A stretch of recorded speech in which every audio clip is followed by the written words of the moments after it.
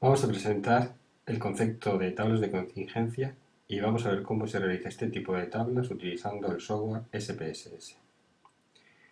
En primer lugar, decir que se trata de una técnica de carácter descriptivo que nos va a permitir el análisis conjunto de dos variables de tipo cualitativo. Este aspecto de tipo cualitativo es muy importante. Si no estamos trabajando con variables cualitativas, en vez de hablar de tablas de contingencia, hablaríamos de tablas de correlación. De todas formas, el análisis también es válido cuando trabajamos con variables medidas en la escala Likert. Básicamente consiste en la presentación de forma ordenada de la información de dos o quizás más variables observadas sobre un mismo conjunto de individuos. Es una representación matricial, es una simple tabla de doble entrada, donde la información se presenta de forma conjunta y en la que cada entrada representa un criterio. Nos va a permitir este tipo de tablas evaluar las probabilidades condicionadas utilizando la información muestral. Esto nos va a permitir determinar si existe o no interacción entre dos variables, lo que más adelante nos va a permitir utilizar o realizar contrastes de hipótesis sobre la independencia entre las variables. Vamos a ver un simple ejemplo en qué consiste esta forma de ordenar la información. Supongamos que tenemos dos variables, llamémoslas X e Y, que la hemos observado sobre un conjunto de 20 individuos. Supondremos que el output de cada variable es sí o no, una variable de tipo cualitativo, que para expresarlo de forma abreviada vamos a utilizar simplemente ceros y unos. ¿Ok? Entonces la primera variable, a esto son las salidas de los 20 individuos y lo mismo para la segunda variable.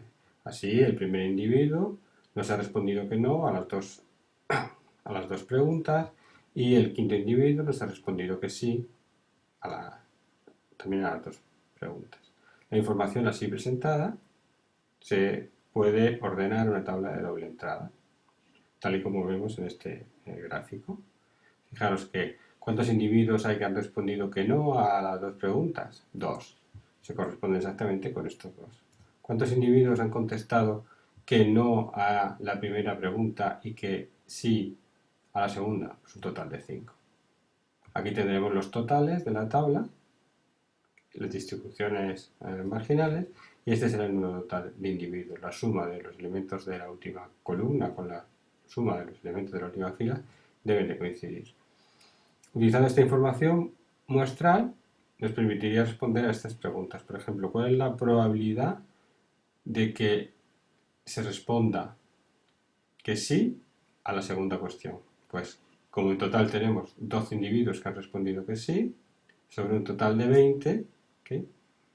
La probabilidad será de 0,6, es decir, un 60%.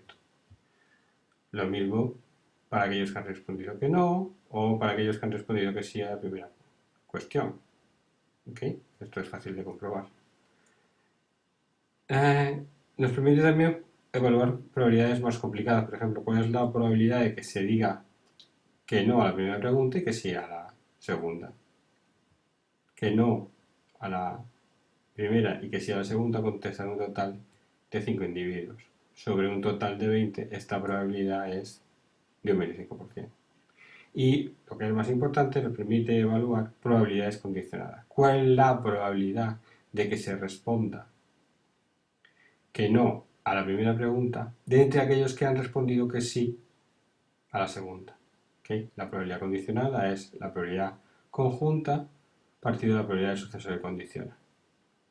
En el numerador, lo veis aquí escrito en azul, ya lo habíamos calculado antes, es 0,25, 5 veinteavos, y el denominador, en color granate, y también lo teníamos calculado antes, que es